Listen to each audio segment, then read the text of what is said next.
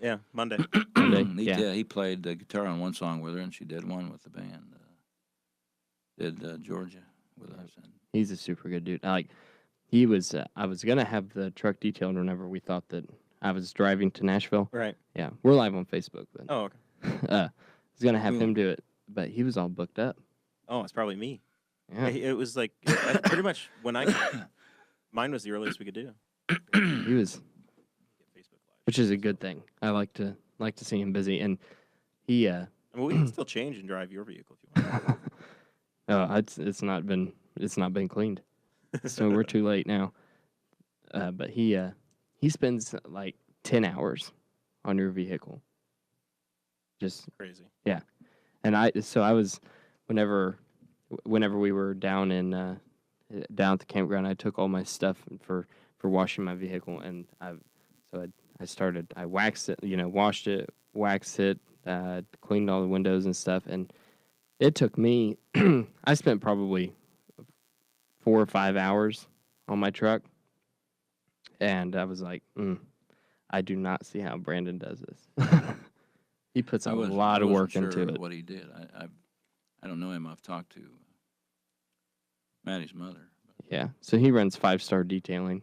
Oh yeah, okay, yeah, I guess I did know. They were one of our sponsors, in fact. Oh, on the T-shirt, I think. There we go. How's everybody hearing us out there in the Facebook Live world? Does it sound okay? As always, we've made more and more adjustments to our video. So Dakota can hear us, and he says it sounds okay. I think it sounds good. All right. Well, very good. You ready, Eldon? I'm ready. See what this turns into.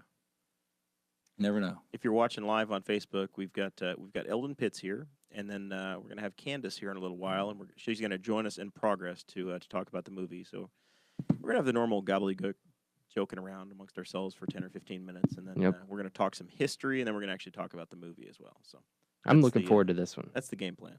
Something different, right? Yeah, it's just I learned a lot whenever I was doing it, and it's pretty interesting. I'm coming in almost completely blind, so I'm going to learn as we're sitting here tonight. I've got a general theory, or general knowledge, but that's the extent of it. I'm going to be. It's like coming into a movie and having no idea what I'm getting ready to learn. I went into this thinking, and my thought process was, a girl went missing in 1913. She was, and they never found her body. I mean, what's the big deal? That was my thought process when I went into it. And then I started reading, and I was like, there is so much more to this. All right, here we go. Welcome to the Boss Hog of Liberty podcast on the Weird Libertarians Network. I'm your host, Jeremiah Morrell, and as always, I'm joined by our co-host, Dakota Davis. Hey, how's it going, Jeremiah? Episode 62, man. 62. We are here with Eldon Pitts. Eldon is a man. He's like the most interesting man in Henry County at this point. No, not really. Except he's drinking water and not Dos Equis. Yeah, it's by Henry County standards. He's the most interesting guy we have. Our show is about our lives in rural Indiana. It's a show about folks who are involved in politics. We're going to promise that our episodes are going to be a fun and an easy listen. We interview people who are influencers, elected officials, political experts, and folks we just find interesting. So this is going to be. We were talking to Eldon a little bit before we started recording, and this is going to be a story that has everything. It's got politics in it. It's got crime in it. It's got drama. It's there's all kinds of stuff in the Katherine Winters story. Big mystery and everything you could want, really. So this is it's almost like tinfoil time, but it really happened. Your tinfoil time Tuesday night conspiracy theory show. This is the real deal. Well, it definitely has that. Yep. Those of you who don't know what Jeremiah's talking about, Tinfoil Time is the bonus podcast that you can get if you subscribe on our Patreon account, and it's me and my wife, Audrey, and we break down conspiracy theories every week, and I think this week it was one that I'd wanted to get to for a long time, and it was the conspiracy theory of the country of Finland does not exist, like the landmass itself. Just is not there. Just one big fake story. Yeah, so we started getting into it. Part of the flat Earth. It was. It has to do with. I listen. It was wild. I always listen to them. I'm entertained. I don't believe a thing you say, but I listen to them, and it had to do with something with Japanese fishing rights, cameras, and something with Russia. Yeah. It was a roller coaster ride. There's all kinds of stuff going on in there. So that's supported by the Patreon folks. We just did an interview that you're going to probably see, I'm guessing, in next week's Middletown paper, unless there's some huge news that breaks and we get bumped to the following week. But at some point, we're going to be in the Middletown news. Should be next week, yes. So I'm looking forward to it. It was fun. We did a little interview with Eldon, and then he's going to sit in here as the official historian of the movie.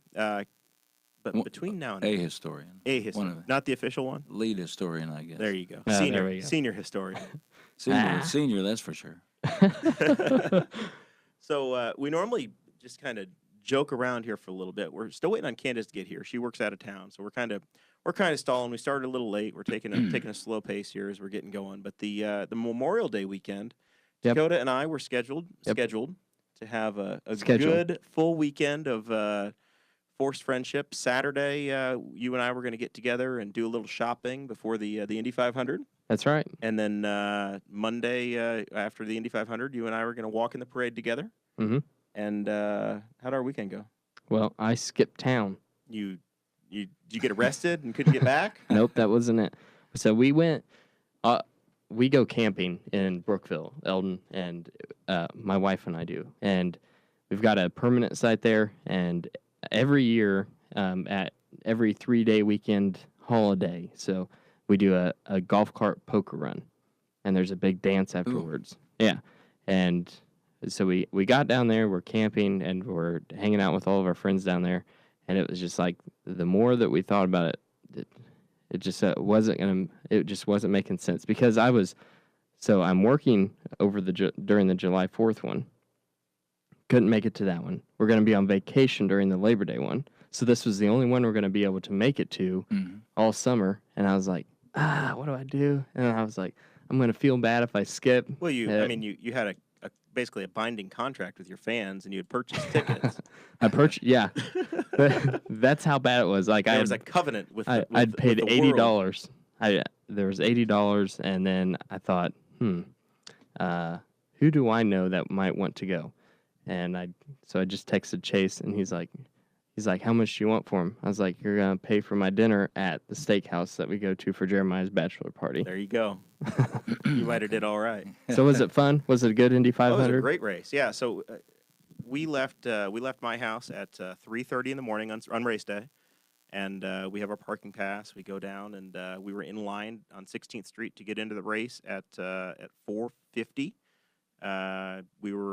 Traffic was moving at 6 o'clock. We got into the track and into our spot at 6:45, and had a great time. Chase made it down. Chase had his very first Indy 500 experience, and he didn't have any concept. This is I tried to explain it to Dakota, and maybe someday he'll realize just what kind of crazy mass of people it is getting into that place. It's the largest non-religious gathering of people on the face of the earth. I went once. The year got rained out 3 days in a row. 1973. Everybody that I was talking to, they're like, are you excited for the poker run? And I was like, we're not going to be able to go. We have to leave, tomorrow during the day. This is on Friday.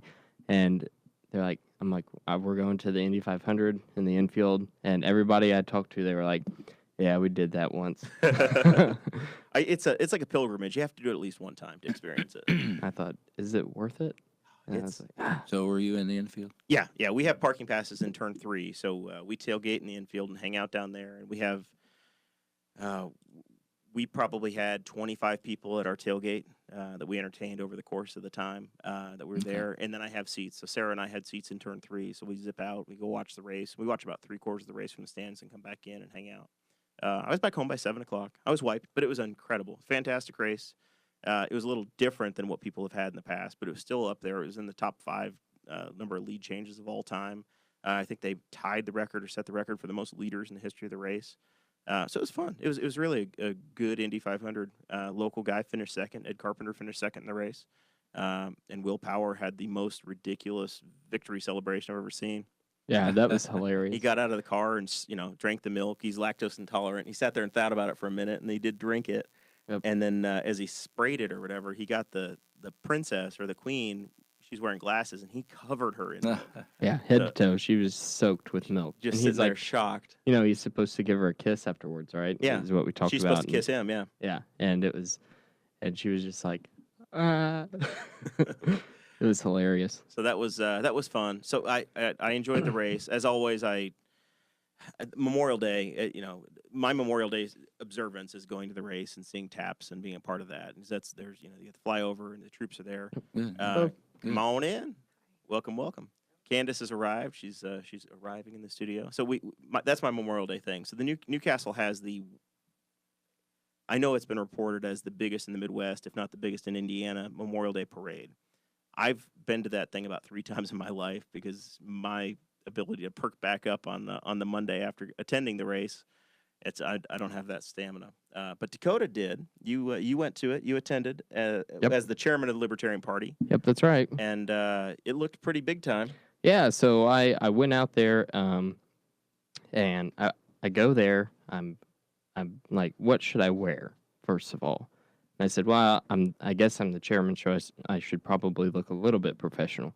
So I threw on a pair of blue jeans and my libertarian polo, and I'm like, well, this isn't going to be too bad. It's only going to be 98 degrees. Yeah. Right. And so I get there, and Candice, you can put the headphones on if you want to. And we're on the air. You're good to go. So come on in. So I'm talking to Lisa, who is our outreach director, and I'm like, what do you want me to do, Lisa? I'm here to work. And she says, you're going to be running around with a picture frame and asking people if they want their picture taken. And so we had picture frames that said hashtag make Henry County proud on them. Yeah, I saw that. Yeah. And we're giving them out to kids, and we had photographers taking their pictures, and it was really, really neat. Well, whenever she said you're going to be running around, I didn't expect to be literally running around. Of course. Yeah. In my jeans. It was an intense parade. I've walked a lot of parades with Rex Bell, and normally we're about 3 to 4 floats or groups behind our group because you're talking. You walk a parade, and then you get talking to people, and then you're stuck. Yeah, right. And then you're running to catch up, and then you're doing it again. Parades are great for the community, but if you're walking in the parade, it is the worst. It is the worst. Never done that and don't intend to. Lisa loves them. Lisa just absolutely loves parades. I'm extroverted, but it's intense. It's a bit of a thrill to do, but man. Yeah, it was. Wears you out. It was exhausting. And And this one has gotten a little bit longer. I don't know, what is it, about an hour and a quarter now or something? Well, yeah, we started right in the heart of downtown, and then we ended up at the end of Bundy Avenue by the bank, and we were there, and the only vehicle we had was Lisa's Fiat 500, and there's like 10 of us. It was like, well, how am I getting back to my truck now? You're stuck. So I got a text the next day that said, "Hey, we won," and I didn't even know there was an award. I didn't either. And you guys were voted by the judges for being the most on theme and won a $100 prize from the Chamber of Commerce. It was crazy.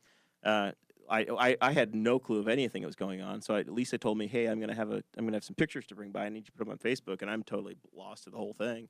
Yeah, I don't know where I saw that. Oh, I think I got an email from Chamber of Commerce, I think, and yep. Then I sent you a message. Yeah, it was great, and they did a fantastic job. I had nothing to do with it, but they made the party look good. It was good. It was really neat. People really loved it. The pictures were fantastic. Yeah, they were. I saw those. Yeah, the pictures turned out great, and we handed out candles, so that was a little bit different. We're a political party, so we weren't going to hand out candy to the kids that can't vote. So we were So Lisa made a bunch of candles, and we stapled a business card to them that had a QR code that went to our website, and we handed those out to the parents, and people loved that.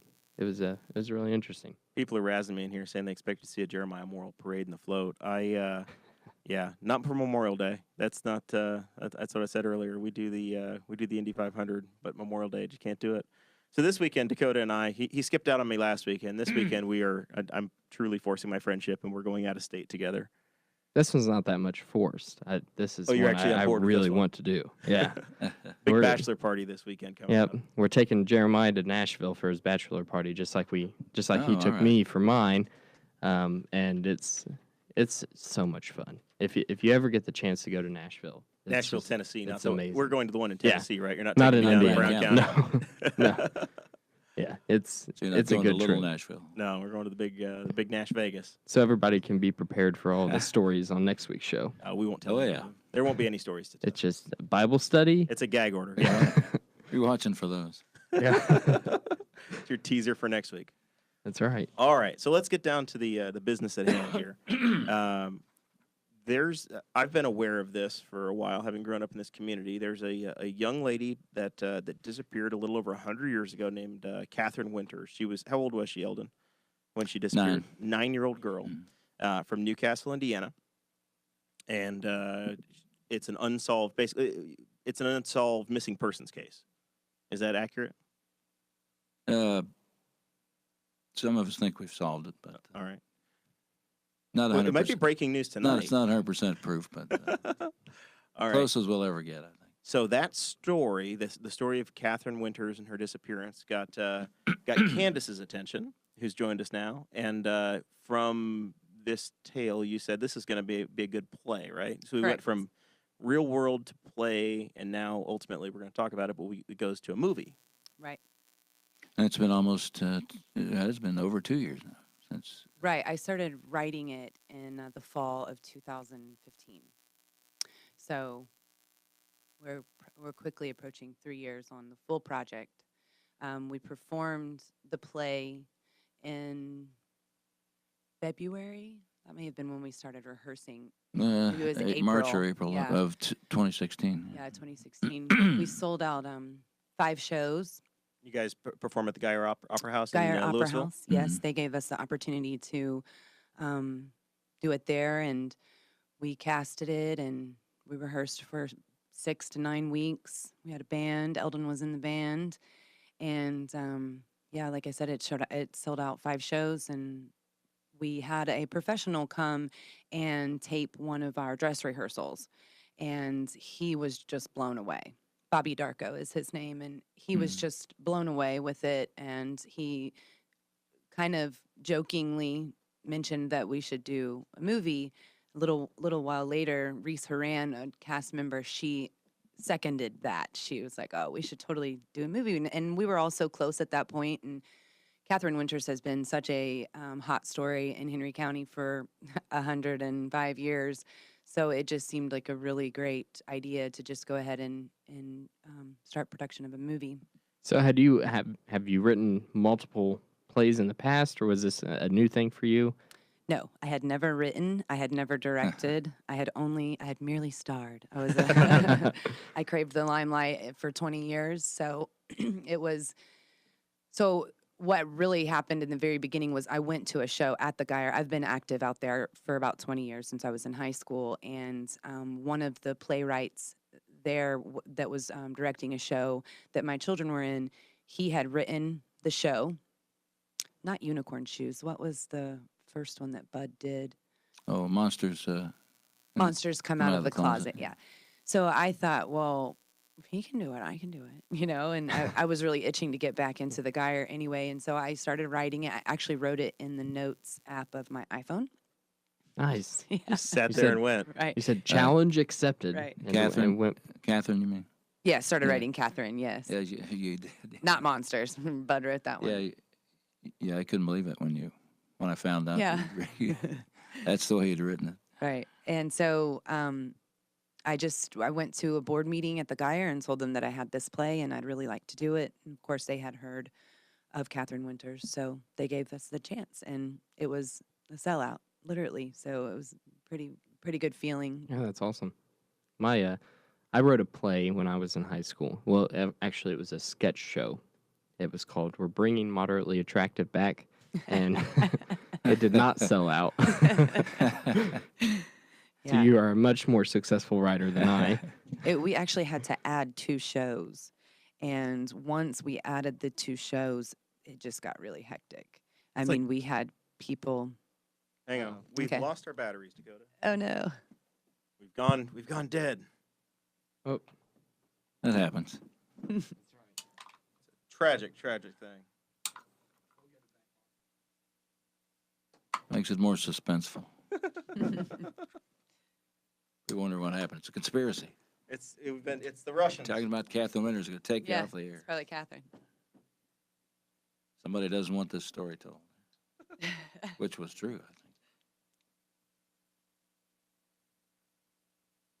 We have a good idea of who. Yeah.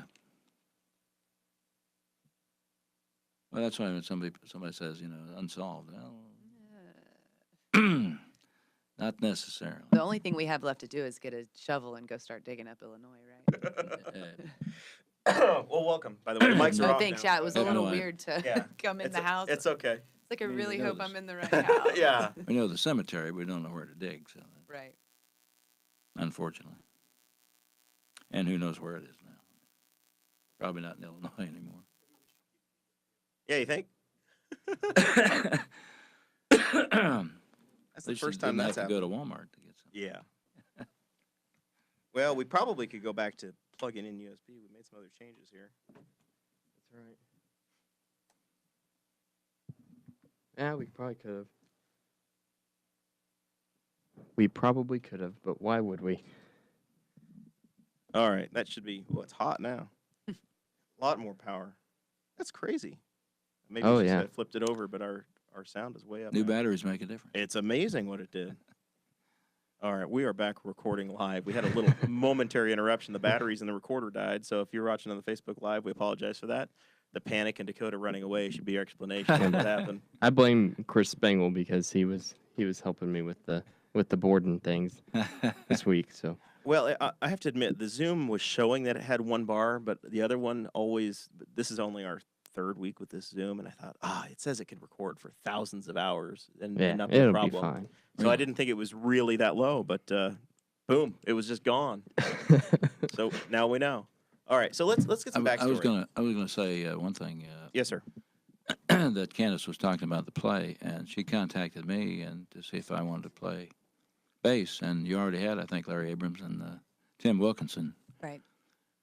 to play, and it was interesting because it's not a music. It wasn't a musical, so we had to create some music for scenes that you wanted to do for the show, which I mean, it's somewhat uncommon to do a play with live music now, I would imagine, right? I mean, you're not always doing a live dramatic orchestra. play, yeah. Right.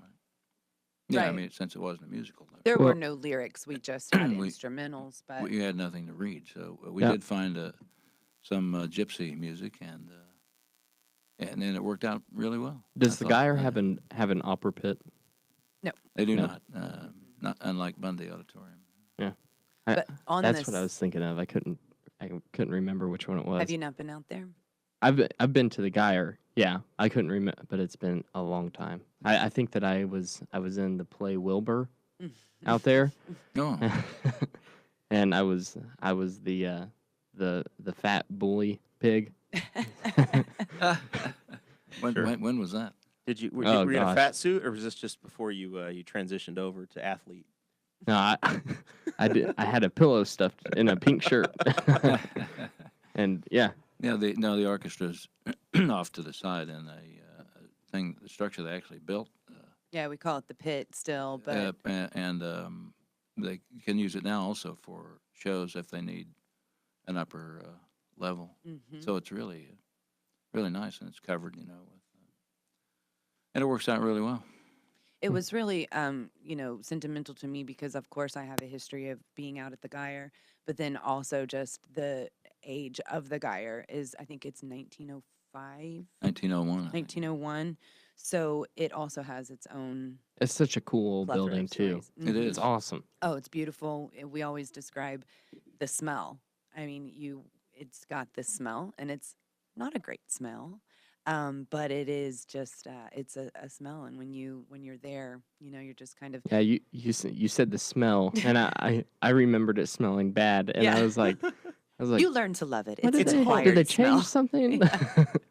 But it's very, very, very old. There's signatures on the wall as far back as I think it's 1914 actually. Really? There's one as you're going down to the backstage. There's a spot that they've painted it again because it had faded so much, but it says please do not spit on the floor from when they used to spit tobacco. They I guess Yeah. I've never looked at all those to see what the oldest one. I believe was on that, there. I believe it's 1914 that the oldest one is written on the door as you're going back into the dressing rooms. Hmm. And of course, it's haunted, and It is. there's Oh, all yeah. kinds of stories. And It definitely is. oh, it definitely is. I think they have a regular ghost hunters group that Uh-huh. makes regular trips from Indianapolis. Yeah, I'm it's not the sure where they're Phantom of from. the Opera. We're gonna have to They check need to our do that. Need to do that show there. we have to check our studios for being haunted with all the equipment glitches we have around here. Yeah, that's right. That's probably what it is. But Eldon Well- had touched on the music, and actually, there are 2 original pieces that were written when Katherine went missing as a sort Yep. of propaganda to help find her. So they used both of those, and they are terrible. They're absolutely terrible. I mean, of course, they've grown on Well, us, the way but we they're recorded them for the soundtrack, Yeah. they we've put our they sound great. I think. But and we've learned to love them. But if you are a musician, they're very, and nothing against old hymnals, but they're very hymnal-esque. in yeah, this. I mean, they're when I first heard them, they weren't that great to listen to. Mhm.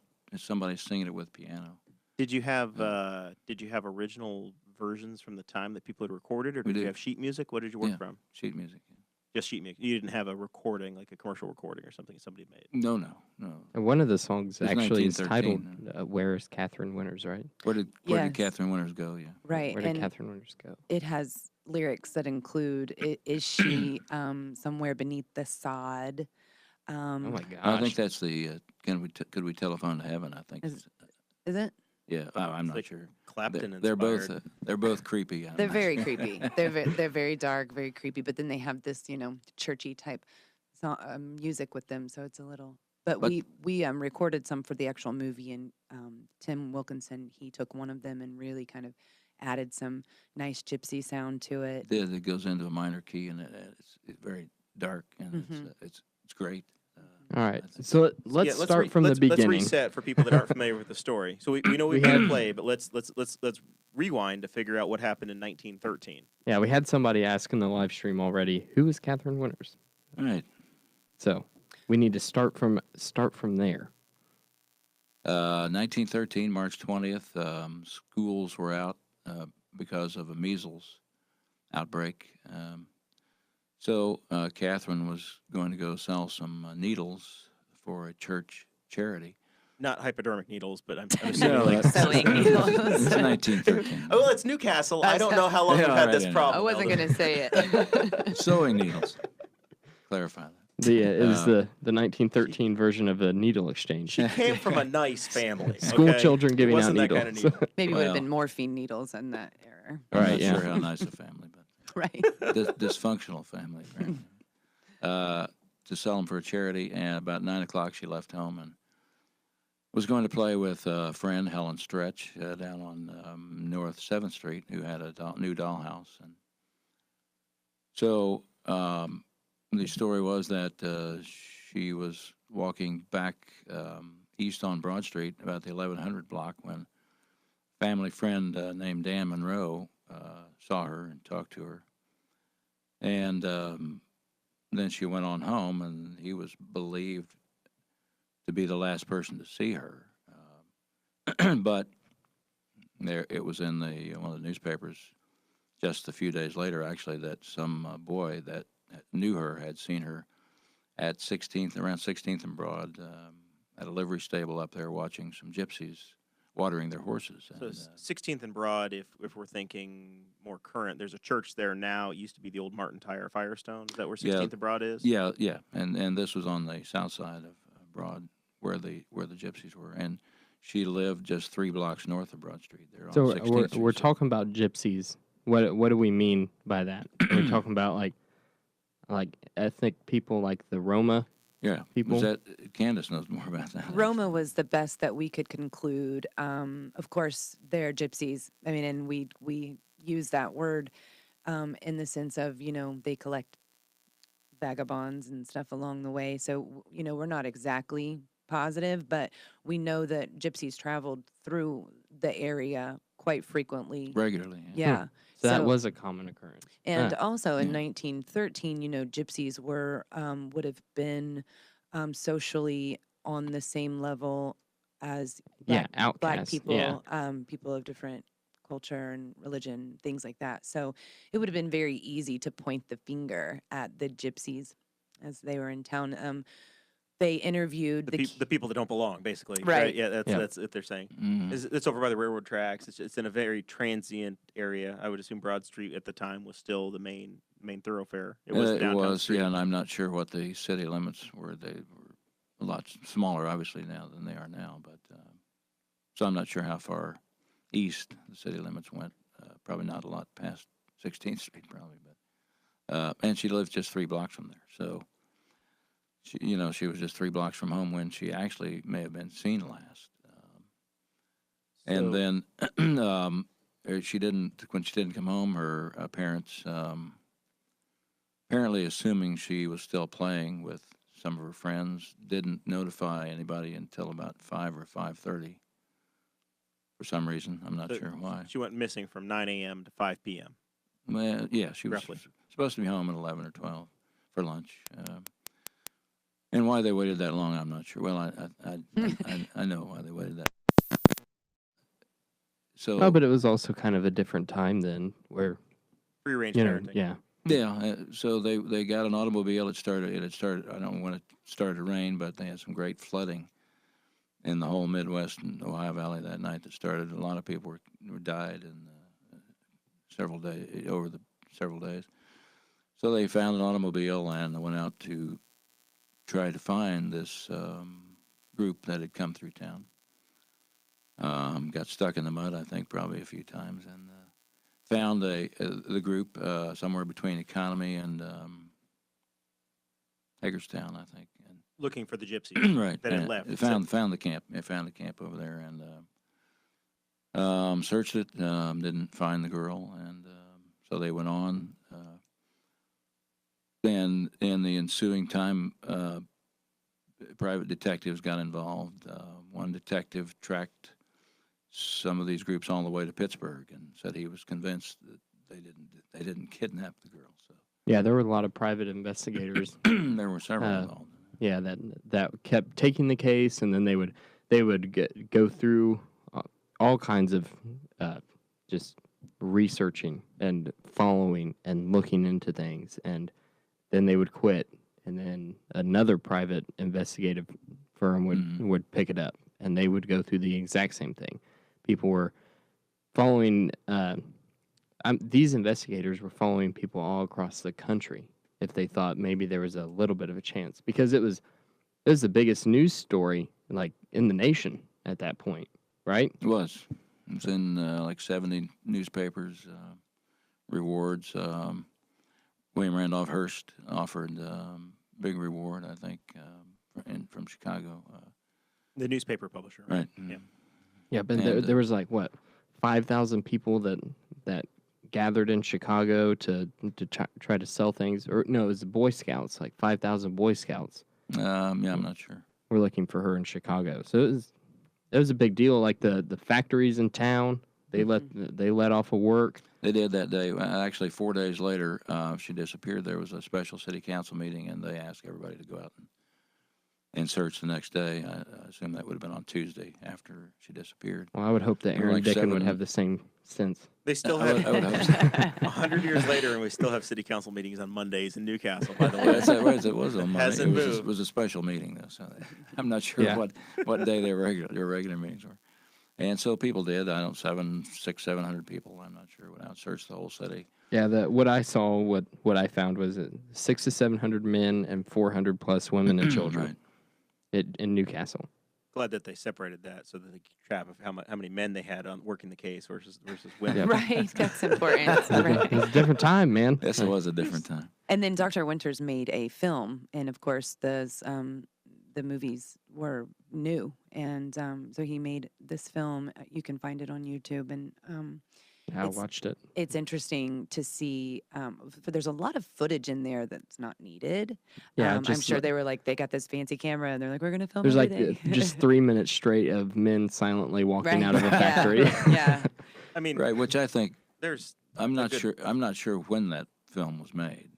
a good 40% of the stuff we talk about on here is entirely unnecessary too. We have cool microphones and things That's to right, talk. So You gotta go through that. You gotta filter through our crap. too. I'm not sure if anyone knows exactly when that film was made, but I assume it couldn't have been 4 days later. Right. So Right. I'm guessing that was all just someday the crew from Indianapolis was here in town and they shot people coming out of work, but it wasn't the actual search. I don't. But see when how you that think could about the have been. time period and what extreme they were going to find this little girl, I mean, moving pictures were brand new. I mean, within the last 10 years. And State of the art way to get the word out. So, I Yep. mean, it would be like, us, having just, I don't even know what to compare it to, but just the highest technology available to Right. find a missing person. Broadcasting it from the International Space Station. Right. I mean, And it does look like the old newsreel, mhm. So Yeah. newsreel style of silent film. And we should say, I guess, that Dr. Winters, William A. Winters, was the girl's father, a dentist here in town. Bird Ritter Winters was her stepmother, and she had Katherine had a younger brother, Frankie, who was 2 years younger than she was. So that was the family. And then there's the Ross Cooper, who was William Ross Cooper, yeah, who had boarded at the Winters home for about 2 years. Yep. And Katherine Winters' mother died of tuberculosis. In Colorado, I believe, and she was from Wisconsin. Dr. Winters was from Illinois, but And the So was what I was the read- mother already gone at this point? Yes. Yeah. Okay, so he was Oh, a yeah. single father. she died. Well, I she- think when Katherine was. She had a With his stepmom. stepmom. Okay. Yeah. when and then they- Bird's mom also lived with them at the time as well, right? She did for a while, yeah. Mhm. And Well, she should have been out there selling needles with her. Yeah, right. So the search went on. Mediums were involved. I'm sure they were getting all kinds of letters from people saying they could find her for a price or for a fee. Opportunistic. folks. Yeah. Which And- mediums were huge back then. Oh yeah. That was a big deal. Spiritualism was a big. Yeah. We have Everybody. a medium, and he goes to visit a fortune teller in the movie as well. Nice. Hmm.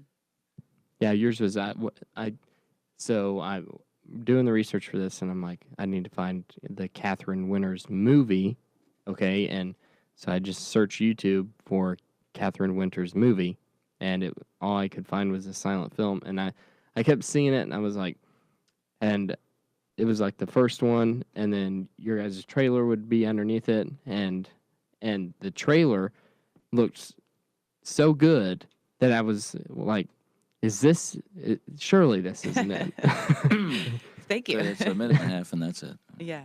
But it looked good. Thank I you. was really, really impressed. Antoine Mercury did our filming, and he directed on set. I would rehearse the actors prior to get the set ready. We had costuming, of course, some hair and makeup, but then he would come in and film, and he was just. His background is primarily in music videos, hip hop music videos, and for him to do something at this level that maybe he's done a couple other minor things. This was definitely his biggest project as far as film, but to see him use his music video experience to shoot this, I really think that it gave kind of a new. When you mix the new way of filming and the hot new shots and things like that with our old sets, with our old costuming, with our dialogue that's very 1910s, Very period. right? When you watch the trailer, you can tell that you guys definitely paid attention to your site selection, where you see the trim work on homes, and it's period correct, where it's early 1900s. That was the most difficult thing of the entire project. The basement. I mean, there's a scene where there's a basement staircase, and it looks exactly like. Probably wasn't that hard to find a basement. It looked like 1915 around this right? town, because we could You just could have go to came over Dakota's here. house. Yeah. You're He's talking got about that the one where she is thrown down the stairs there. Pushed down Yeah, the stairs. Yeah. there's a shot from behind a staircase that's Right. it's an open slat basement staircase. Yeah, and you found that. And You Yeah. then- found that location. And then there's another location that you guys have in the that's an open field. It looks like it's an open park or a rolling area that looked really nice. It is. That's a farm down by Knightstown. And you've got no structures in those, so once again, it looks great for the period. Yes, Just really good job with that. We went to Metamora and filmed. That was a great place to do some Oh, period yeah. places. We shot in Knightstown. We shot in Connorsville. We actually had a period train that the Whitewater Valley Railroad let us use for a donation. And I mean, it's period, as close to period as we would be able to get. I think it's technically 1920s, but I mean, Close enough for government. right, when you're trying to get a whole train and train station, and the train station actually was period. It was a replica. So did you shoot that in Connorsville? Yes, we shot that in Yeah. Connorsville. It's an old Rushville depot that They moved from it. there. So it And was it just, it was furnished. It was perfect. I like to say that a lot of this was one phone call away. I mean, it was, and Eldon like had 90% of the connections. Not even kidding you. I mean, anytime I would say, we need this. Well, I'll talk to so and so. We've got a guy. I mean, he got us judges' robes. I've been around a long time. Yeah, just anything you could think You of. get to know a lot of people. And of course, it's easy to obsess about this story. I mean, It you're is talking really to two interesting. people that, I mean, Eldon's been respectfully obsessed a little bit longer than me, but I mean, I was very, very, you couldn't stop Before you were thinking about it. Yeah. So then once you start working on a project, I mean, you get even more, involved in wanting it to be perfect. And of course it's not. I'm sure that we'll have plenty of critics out there, but it was, if nothing else, it was a fantastic project that brings light to a local story that people love to hear. Yeah, So- it's really neat. Yeah, I have to say that the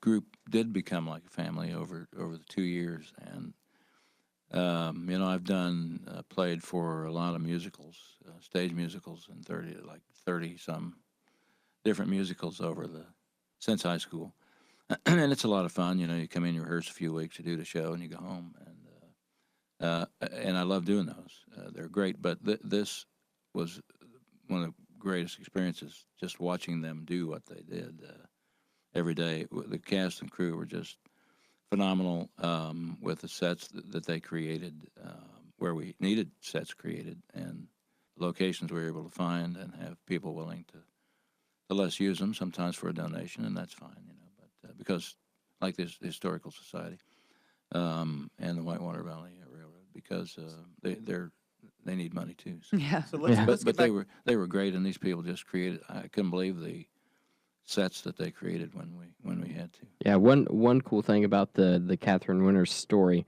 there was a $1,000 reward for the capture or information leading to the capture of whoever took her, and I ran it through the inflation calculator, and $1,000 in 1913 is $25,175 in today's currency, which is insane to me. Like, I couldn't imagine a child going missing today and someone offering, $25,000 for the reward. That's not heard of. So I mean, that kind of just tells you how big of a deal it was. They did fundraisers to find her. They did all kinds. I mean, you got to think in 19 didn't come up missing, or at least you didn't hear about it. Yeah. And Newcastle, I love the way Colleen, yeah, Colleen Steffen, she has written a book and it's waiting to be released. And she's got a great theory that talks about how Newcastle was a very sleepy town, and the railroads were now coming through, because again, the railroads hadn't been around very long, so strangers were coming, and we hadn't started talking to our children about stranger danger. We don't have outsiders around here. Right. Yeah. So Yeah, and she makes some good points. That's her theory. yeah, She that a was stranger grabbed off took the her. street. We don't agree, and we never will. But So- we'll never change each other's minds. But she raises some good points. Yeah. People were coming and going. They had the interurban, the trains coming through. People wouldn't be noticed that much to take. And there were reports that a middle-aged woman was seen getting on one of the trains, I think, down on Broad Street at the depot down there with a girl, but which turned out not to be true. There had also been reports of a child.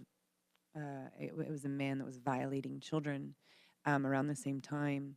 I believe one before and then one after. One shortly Yeah. before and one shortly after After. that were And they They caught were- that person, right? no. They didn't. So you've Never- got all these never theories identified. going around town as to, this girl was abducted by the gypsy. She was abducted by some lady at the train station, some guy that's been having their way with kids. But the dad got arrested. Yeah, it's well, they had the first prosecutor in the case, H. Evans, asked for a grand jury in October of 1913. I think he always suspected somebody in the household all along, and he said so after they were arrested 14 months later, actually.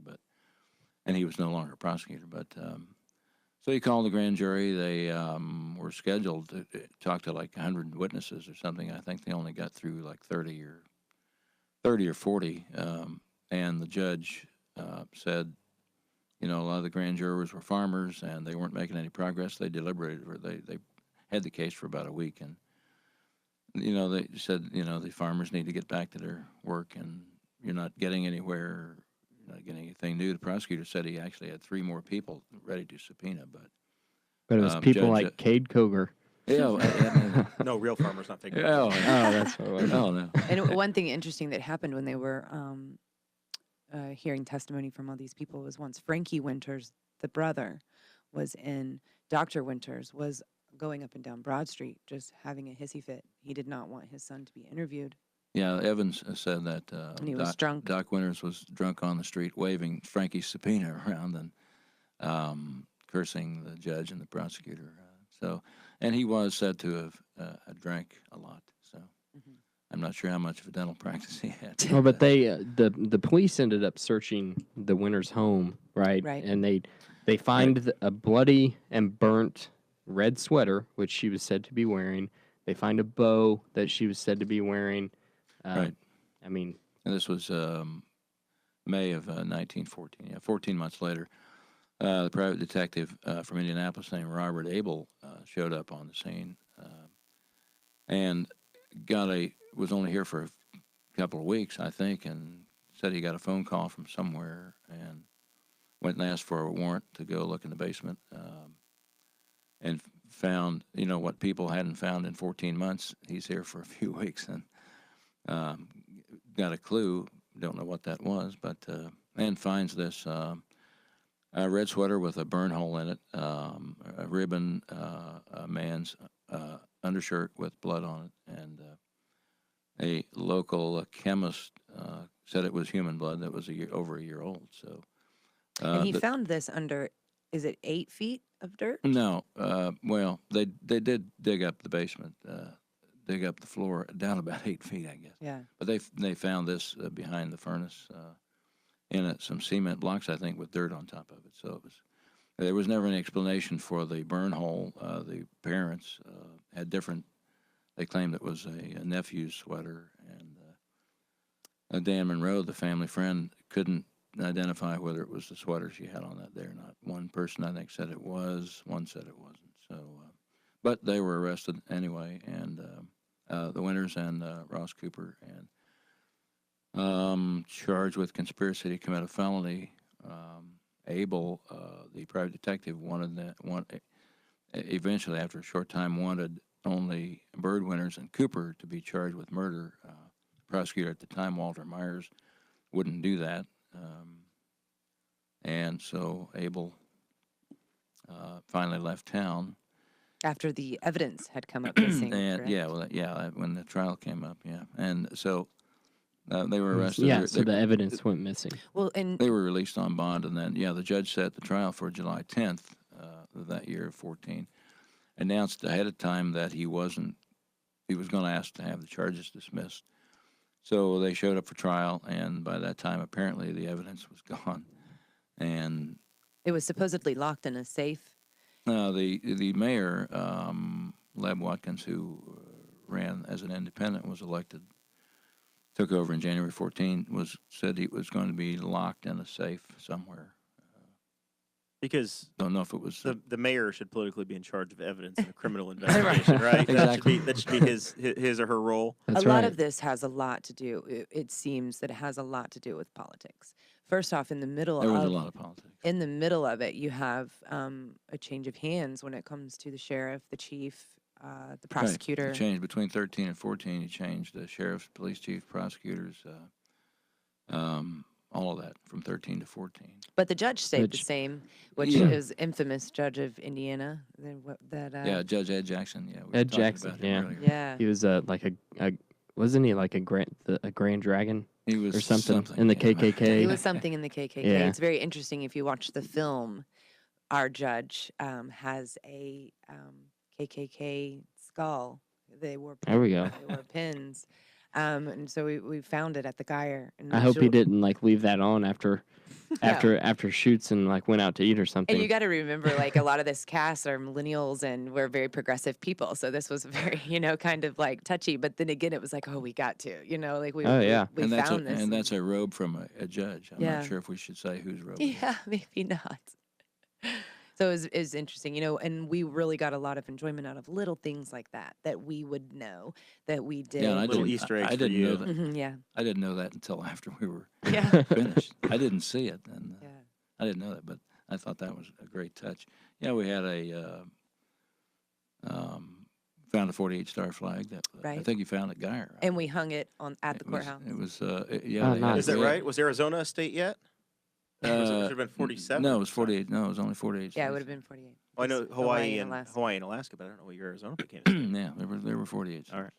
So It's we- challenging, Eldon. we I can- don't want to find any inaccuracies in this Well, I thing hope at any I- level. Hope I haven't. We missed did our best. Uh, That's exactly what I would do. So we- like, Eldon, is this period? Like, I think, held up a prop or something. There was a typewriter at the At- train depot in Connersville. Yes, we had to strike. Daryl Smith, who's a friend of mine, who writes for the Connersville paper, just showed up that day when we were down there, and so just walked into this, and I happened to know him. So we were looking around inside the depot, we were getting ready to shoot, and I saw that typewriter, and I thought, maybe 1930 or 40, and Daryl said the same thing. So you did take it out. Yeah, we took it out. I was like, it's got to go. Eldon said It no. was turned out to so- be a Eldon good said idea. no. We had like a Because, well, 5-year buffer. well, we found- If it was 1915 or 1918, like we maybe wouldn't have been so. We did find some online that looked like about that year. Yeah. So I think it was a good idea to take it out of there. But when Yeah, two those little- reporters those tell little you things. to take a typewriter Yeah, out, that's they not know that they're you do it. typewriters, right? darn it. They You do. it. Yeah. These fellas been Especially if they fought in reporters the war, since since typewriters were. Yeah, right, we did. We used them at the Muncie Star when I started working there. We had typewriters. Did you- 1978. Did you have the nice new ones that you could actually go back and erase on them? No, no, he had old manual typewriters.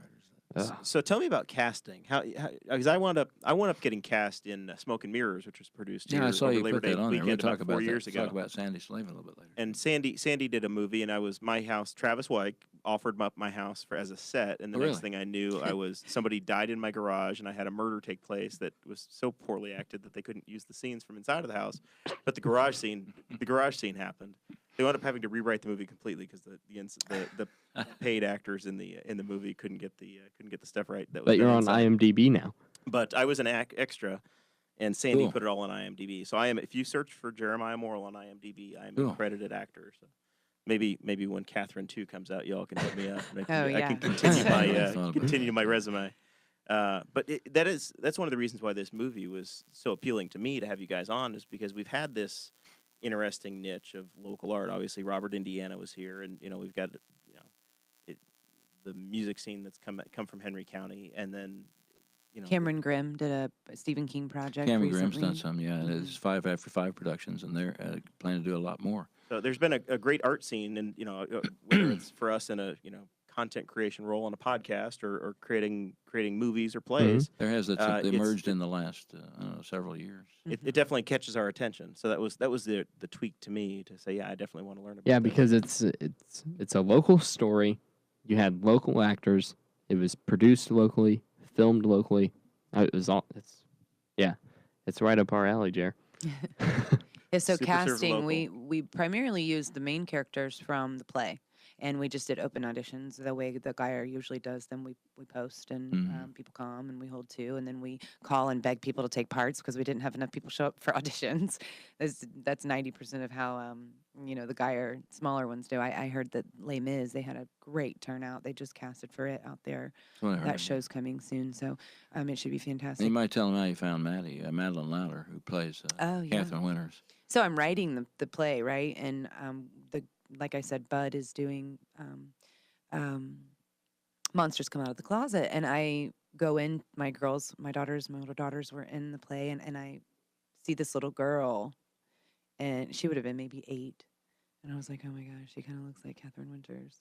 And then I see her act, and I'm like, oh my gosh, she's fantastic, and she is. She's absolutely fantastic. She's got so much talent.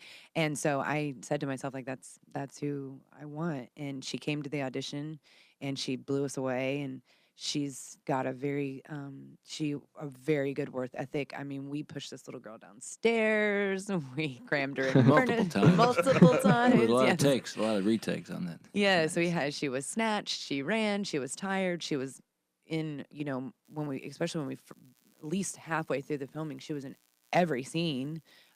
So she worked, man. She just worked. And since then I've seen her grow so much as an actress anyway. And I think back to like when I was, an aspiring actress as a young girl. And if someone would have given me this opportunity, I mean, it just would have been like, oh my gosh. So I really like seeing her, and she's so humble about it. And she's just absolutely fantastic. And that was really how the cast kind of went. Good friend of mine, Shyla Ward, plays Bird. Greg Kreider, who does Bastion Kreider, yes. Depends upon when you know him. Right. So if you went to high school with him, he's Greg, and now he's Bash. Right, so he's Greg to me because I went to high school. We've been friends for a very long time, and he does his barbecue now, which is fantastic. And so he plays Dr. Winters, and then Spencer Lowe plays Frankie, and I've been a hairdresser for 15 years and locally, and I did his mom's hair, and he was active out at Geyer as well. So it was Jake Serber. There was just a lot of Law Alexander. Yes. Oh yeah. so you know. Yes. Right. So he plays William Ross Cooper. Oh, cool. Fantastic. That was Shyla actually told me, she was like, you should get a hold of Jacob because I think he would be a really good Mr. Cooper. And I did, and he came, and he was exactly what I wanted. And so then the other parts that we casted for, I held an open audition. We posted it. People spread it word of mouth. And I think we had like 60 people show up to that.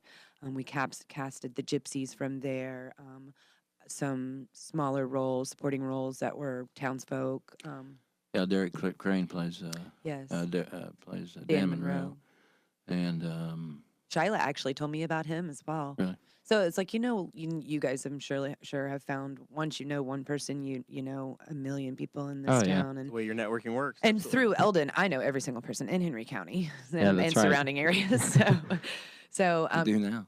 Yeah, he actually linked me up with Mark Orr. I believe that's who you told me to contact him. That he knew. We know Mark. Yeah, so I mean, I'm talking, these fellows are up at 3 o'clock in the morning answering my questions about Katherine Winters, and loving it. And so it was just, like I said, a lot of things were just one phone call away. I mean, we got a $250,000 train, one phone call.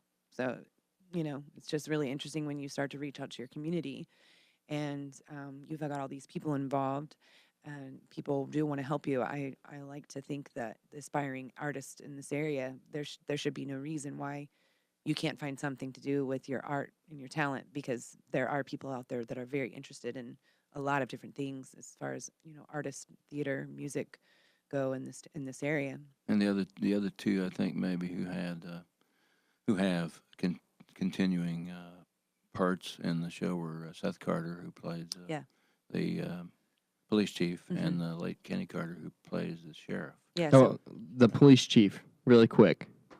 I saw on the silent movie, it said contact police chief, and now I can't remember his first name. James Bauslog. Right, yeah. And I saw that, and I'm like wondering in my head, I was like, Bauslog, in Henry County. I wonder that's if a legendary name. Yeah.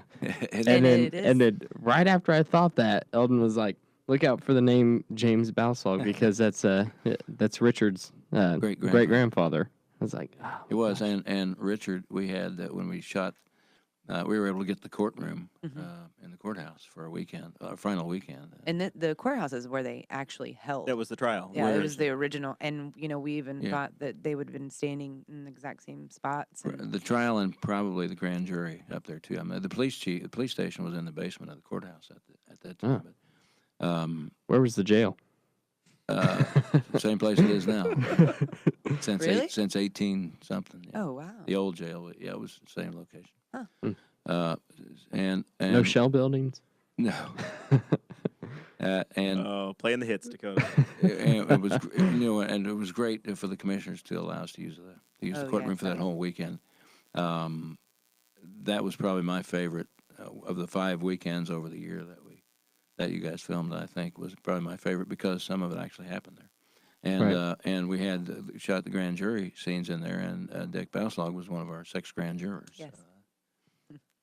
Nice. Yeah, Yeah. that's pretty cool. Having his family having Connected been from the one beginning. of the people. Yeah. So you guys have got this shot and your trailer is out. So you're in the editing process now and then trying to determine how you're going to get to theaters or how you're going to distribute. That's the part of the process you're in now? That's part of the process. So, of course, our release dates have been pushed back because that's how these projects go, especially when you're doing 90,000 fundraisers to fund it yourself. So, which has been wonderful. Our sponsors and our fundraisers have funded the entire thing. I mean, of course, the cast members and have put in more than their share of donations and time and lost receipts along the way and things like that, but we didn't mind. But we had a little hold up with the music. So of course, when you go to do music, if you're going to potentially make any kind of money off your project, you have to have the copyrights and this, that, and the other. So it was just easier to just have all original music. And I had done a Kickstarter. I don't know if you guys are probably familiar with that, but Oh, yeah. it's a way to raise money for your project. Pretty much you get prepaid for a movie or Yep. whatever it is. So I had started this Kickstarter project, and it has a little note where you can leave and say what you need as far as other things to contribute to the movie, what you need, and In-kind contributions instead of just cash if you need. Yeah. Yeah. what else could you Other do, supplies. right? Mhm. So I put that we needed music and stuff like that. I'm not even going to attempt to say his last name, but Jaro is or Jay.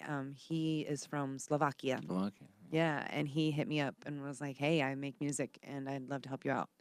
And I'm like, "Okay." This is- Young composer over there. Yeah, and he's won awards and he's fantastic. I mean, That's awesome. yeah, he's fantastic. So I sent him some inspirational music. I used a lot of Friedrich Chopin when I was writing as inspiration.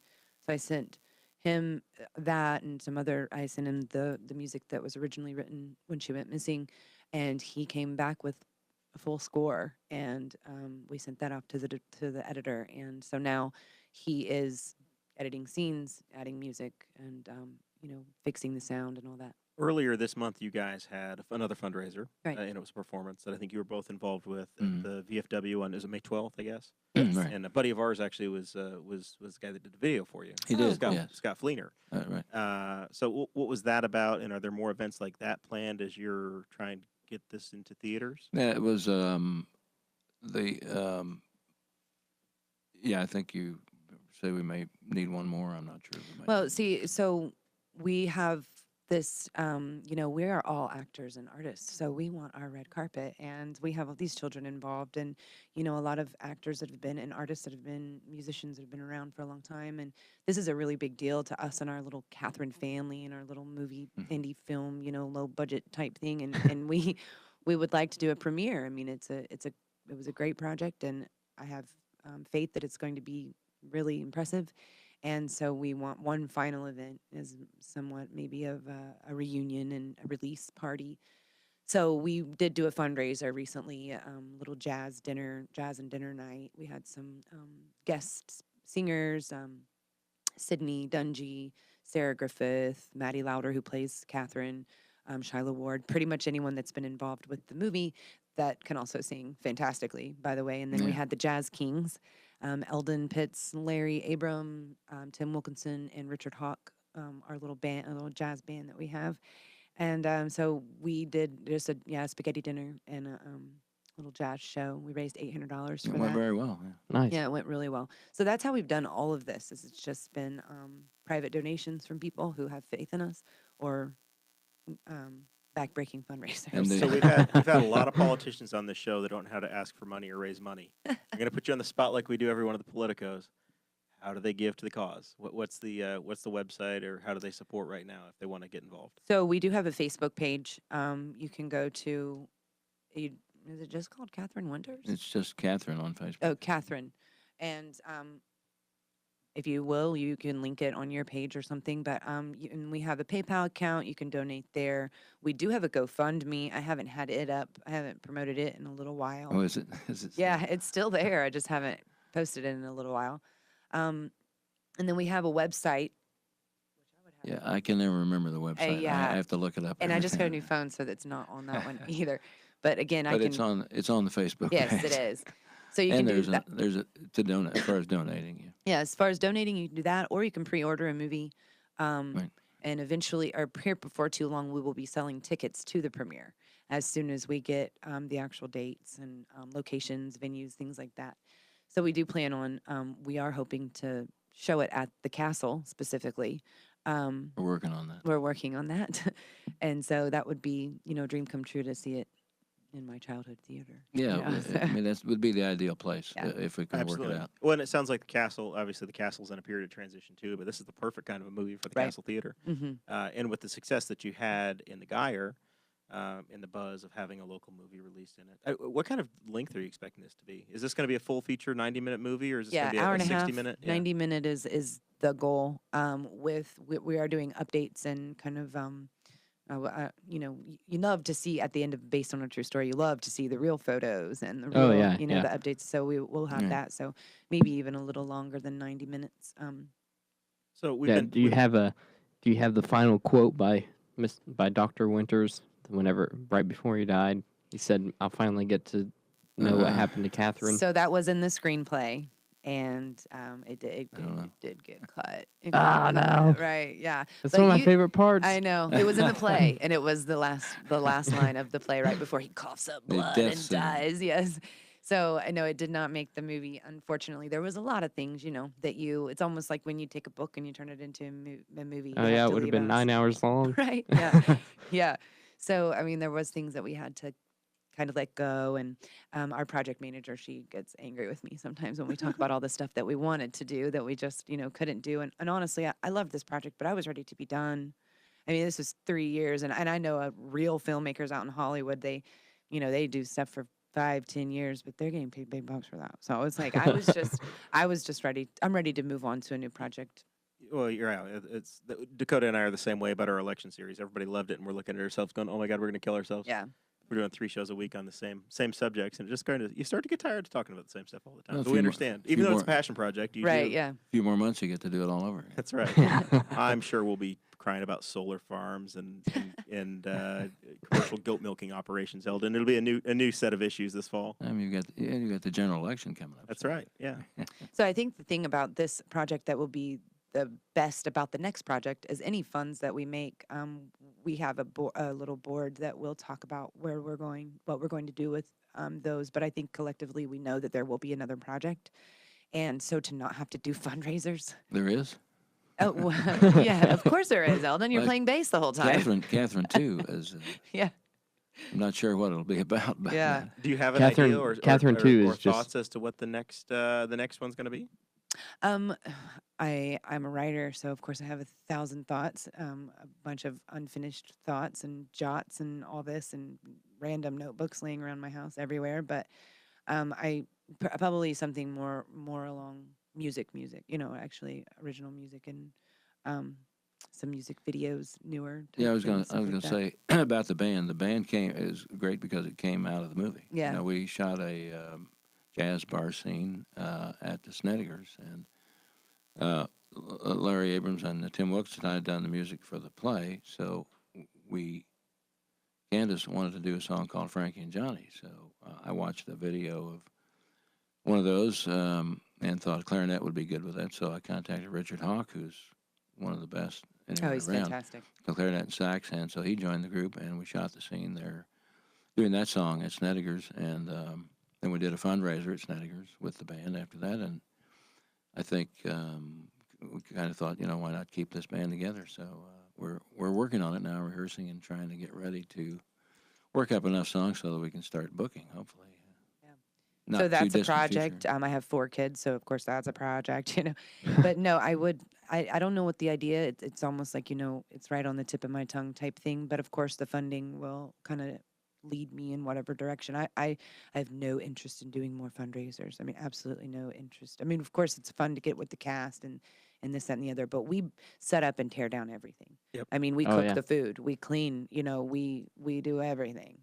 From moving tables and all that is even the sets. We didn't have a crew come in and do that for us. We're getting up at 3:00 in the morning and grabbing some Jack's Donuts and going to set and setting it up. So that was Jack's Donuts was fantastic. We had Jack's Donuts on set every single time. Every weekend. Every weekend.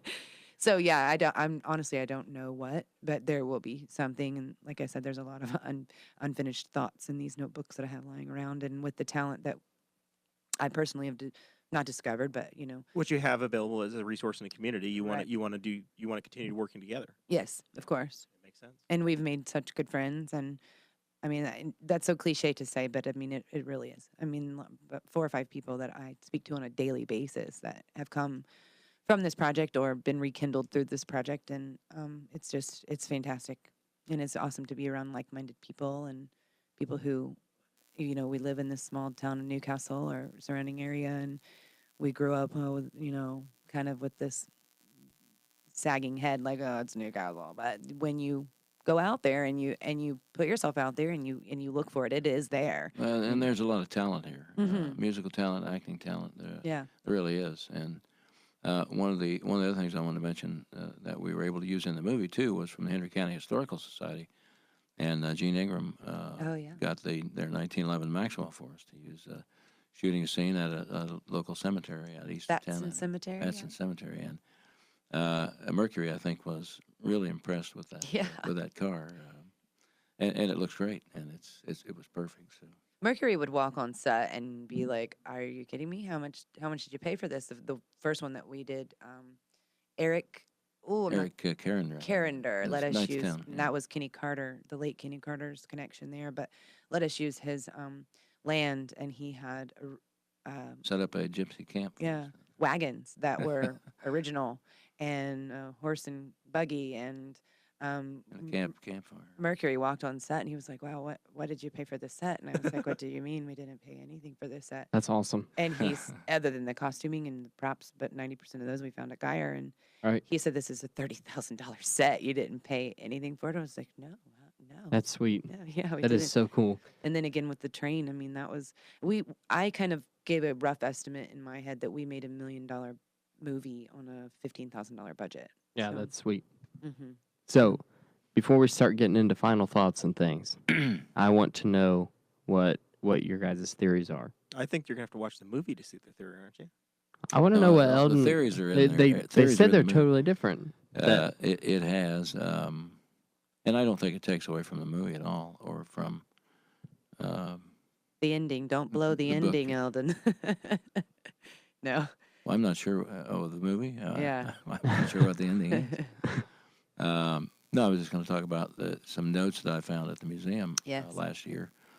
That I'm pretty sure I know who wrote them. That indicate that a man named Al Sherry, who was supervisor at the Big Four Railroad where Ross Cooper worked, told this to a relative apparently, and in about 1950 that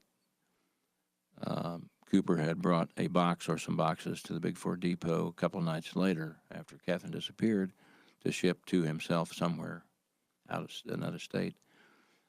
And they tried to track the shipment down. They couldn't find it. And I think that's probably pretty much what was thought at the time. The detective, Robert Abel, said at the time that when he came in that he had evidence that a large box or trunk was taken down there and shipped.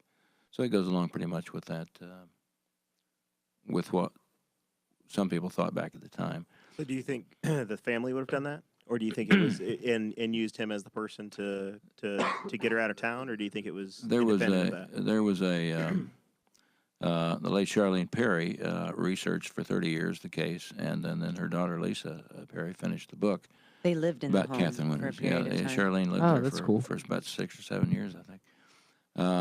And Is Lisa who was at the Courier Times? Right. For a period of time. Okay. Mm-hmm. And this is one thing that Charlene had always said, that she had been told that this is what had happened, that something. And Charlene interviewed a woman named Mildred Popejoy in about 1988, I think, who told Charlene that she was a friend of Frankie Winters, and that at some point Frankie told her that we're all at home, and that Katherine said something, and Bird hit her and knocked her off the chair.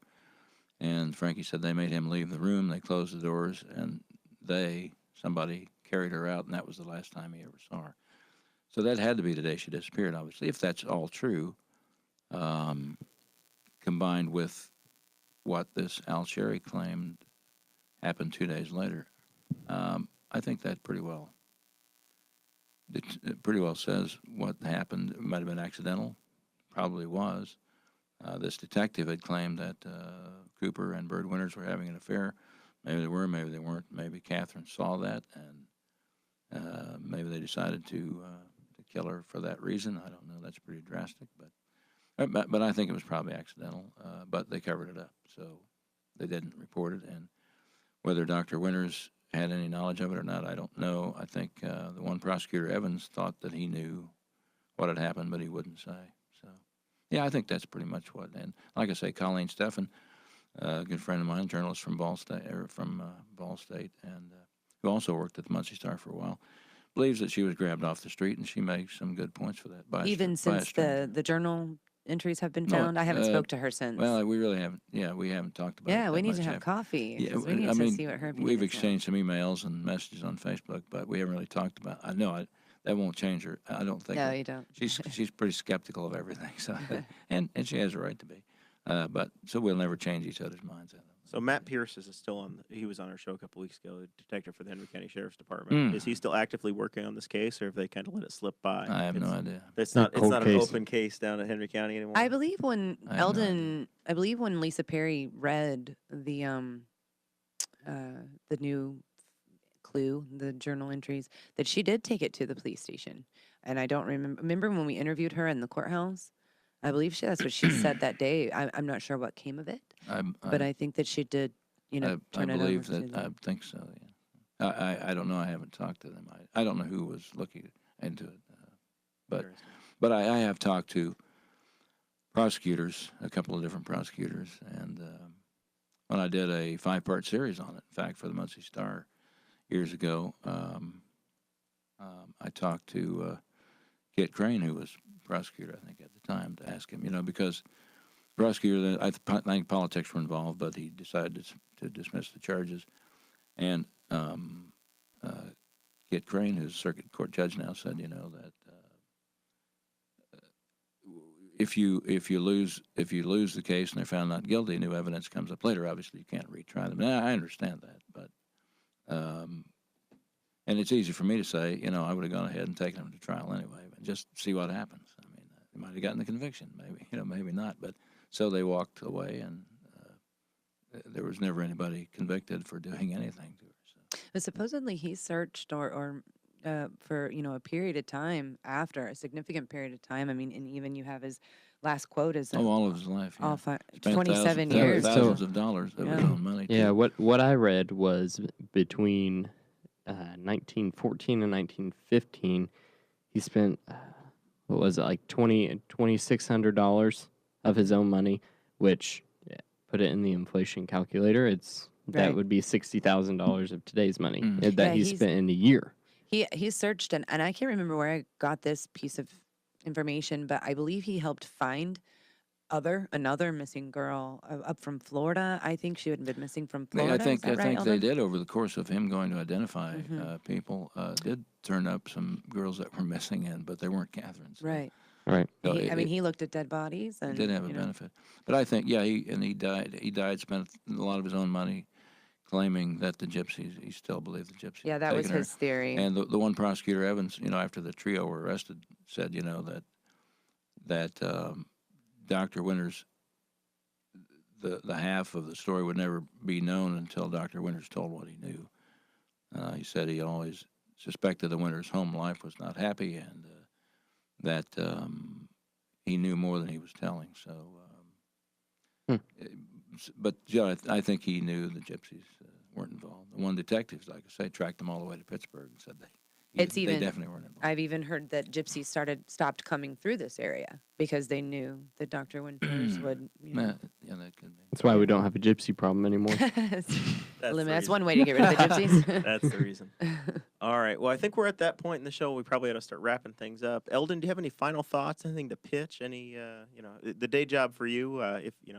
If you do have a day job, is the Middletown paper at the Middletown News that I freelance for them and have since I retired from the Muncie Star in '02. And it's a great paper. The Cooper family, Drew and Sue Cooper and Michael and Joey, do a great job with the paper. It was established in 1885, and I think they took it over in 1999. I think Michael told me.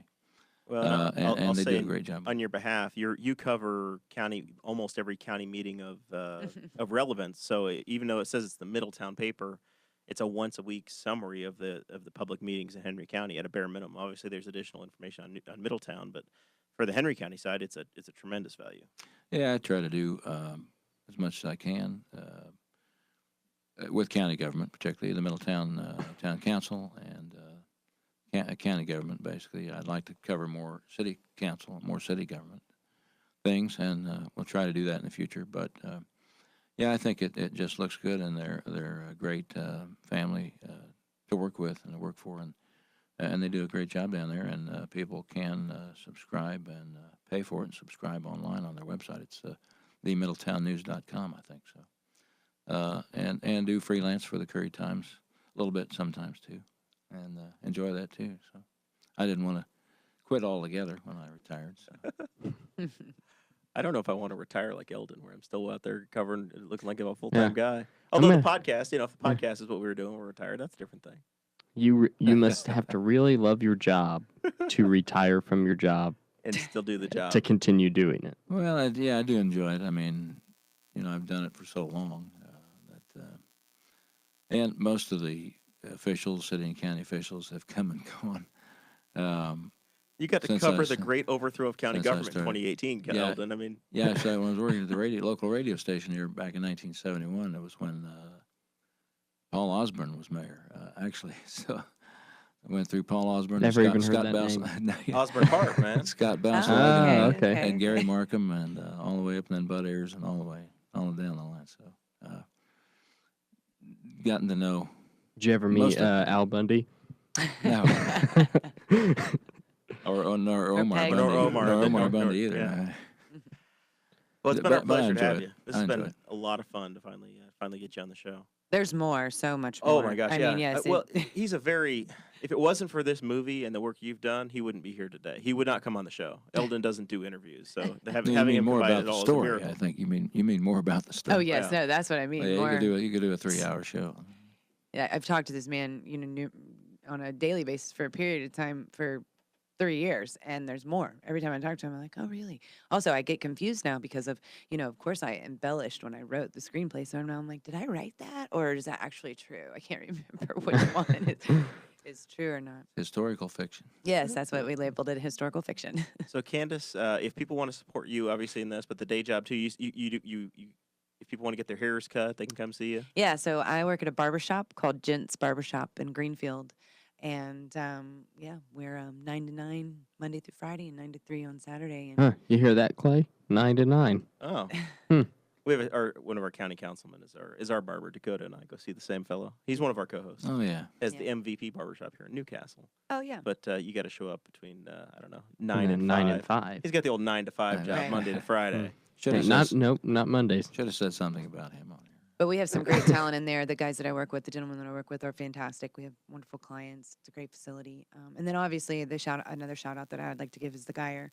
That would be my favorite pick if people were going to go support. I mean, aside from my personal project, is the Geyer Opera House. They've done so much for theater in this area, and there's always something going on out there. So if you have that theater bug, and if you got the bug to be on stage or backstage or downstage or understage or whatever there's all kinds of stages out there. And You want to do a play with me, Jer?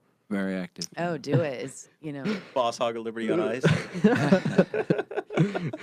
it's a fantastic place for all ages, literally, and all types of skills, costuming, Yep. even just maintenance. I mean, No, just they all were- kinds of stuff. They were a big benefit, a big help Yes. in this project. And All along the way. with in my costumes personal and- life, the Geyer, I mean, and it's an entity to me now that, when I think of course, actors come and go and board members change around and things like that. There's your core people that are usually always there, but the Geyer itself as a structure. It's an institution. Yes, I mean, and a lot of people, if you talk to people who've been active out there, they'll tell you the same thing. It's a great place. Yeah, it's a fantastic place. So. I think that I did 2 plays out there, and then I auditioned for another one. I didn't make it, and then Oh. I never went back. No. Oh, and you mentioned, you talked about Sandy Slavin earlier, and I have a story in the paper this week about the film that she's going to be working on, starting next spring, called "I Only Want You." And Who do you want? I think he was talking to It's you. who you love. She's going to start next spring now, I think, and shoot it in Newcastle. She did one before called "Losing Breen," which was shot mostly in Connersville, I think, but she wanted to do this one in Newcastle, and she just recently got Patty Spittler on board to have a small role in that movie to help It's a promote big the movie. name in Indianapolis and And Central Indiana. Don Stuck, who was a Q95, I think, is also going to be in there. So she's going to start filming next spring, I think. On that, it's been pushed back a little bit, but so she's done a lot, and she's planning to do it quite a bit, I guess. Just as Cameron Grimm, apparently, with his 5 After 5 Productions, wants to do a lot more. So Very cool. there's a lot going on here. All right. Dakota. My final thoughts are that I'm ready to go to Nashville. And that's about it. Ready for the honky tonk? Yep, I am. You got to Uh-oh. keep me from buying 3 pairs of boots this time, though. If you buy 3 pairs of boots, I just want you to buy one of them for me. It's my weekend. That's right. Yeah. We went to last time for his bachelor party. We went in, I guess it was October of last year. Yep. And we went to a little boot shop on Broadway. And It we were in the wasn't boot- little, it was huge. we were in a boot shop for about 7 minutes. Dakota had 3 pairs of boots and spent just under $500 on boots in 7 minutes. It was It 300, was and it was buy the- 1, get 2 free. A It was the guy at the most- barbershop was telling me about them, and they were amazing. it was boots. They're the nice most Yeah. boots. incredible, Right. efficient use of time and buying footwear I've ever seen in my life. It was Well, truly something. They to have it remember. all laid out by size, so it's not like it takes that much time. You just go to your size section, you're like, these are my top 3.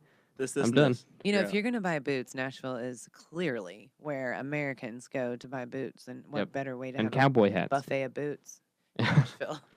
I'm bringing my Pearl Snap shirt. I'm going to bring at least one, just for the sport of it. See what happens. See how we do. So if I could ask you quickly, we were talking about this before. Sure. You started here about covering that you folks do cover some city and county meetings, and if you want to do more of that, or because people really enjoy that, and it would be great if the city and county government could do their own, and hopefully that'll happen one of these days. But I think Aaron Dickens working on that for the city right now. okay, yeah, well, I think the county is working on. Well, that he's too, dipped but- his toes with his Facebook Lives anyway. When he Mhm. talks too, I like to. Yeah, listen to him. both Clay Morgan and Aaron Dickin have done a great job of doing summaries after their meetings on Facebook. And Clay's Right. taken up the Right. Facebook sabbatical again, but Aaron's continued to do it and give summaries and be open and transparent Right. with people. But yeah, we've made it to a handful of them.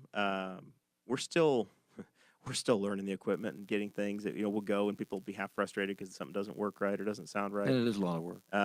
But we're getting better. And we've generally been very well received by the by the officials when we've shown up. Sometimes we have to move around a little bit or jump in the way to get the camera in the right spot or to get Or the sound sometimes we right. just set up our own table. Yeah, at one of the park board meetings, we just said the heck with it and we set up our own table and went with it, and it worked out okay. So Good. It's I've learned in our process it's better to ask for forgiveness That's than right. permission. So Mhm. Well, that's what I think with I hear that said a Darren lot. Jacobs. He has that in the paper today, talking about how you need to have a permission stamp from him to be able to do anything in this town. And Get a warrant, Darren. that's right. You want to see inside my house? You can get a warrant, buddy. Let's go. I thought we needed to talk about him sometime. Yeah, we had to Yeah. get him slipped in there at the last minute. He made the paper today, so it's fair game now. Oh, good. I haven't Every seen the paper episode. yet. Yeah. Oh, nobody reads the paper anymore. Yeah, well, he made the county. He made the county commissioners meeting last night too. All right. Well, this has been fun. Tom Egbert was in the chat earlier and asked about John Andretti, the IndyCar driver. It sounds like his cancer's returned. So I guess that's my shout out here. John's been a guy who's hosted a charity go-kart tournament, and raised a lot of money for Riley Children's Hospital over the years in Newcastle. The Newcastle Motorsports Park. At the Newcastle Motorsports Park, and he's been fighting colon cancer for a little bit over a year, and been promoting colonoscopies and the Check It for Andretti campaign. He had a clean bill of health back in December, and it sounds like it's returned this time. So thoughts and prayers out to the Andretti family, but probably a good time to remind everybody about awareness. So when you're 45, go get checked. So with that, on that happy note, it's another Newcastle Henry County story though, and kind of close to home. Really glad we had everybody here. This was a lot of fun. Looking forward to hearing when the Yes, when the thanks for movie having is. us. When you have Thank your you. red carpet, we're set to go mobile. So oh maybe we'll yes, do some that's a fantastic idea. some red carpet interviews and put that out in podcast form. Just have to reach out to Lot first.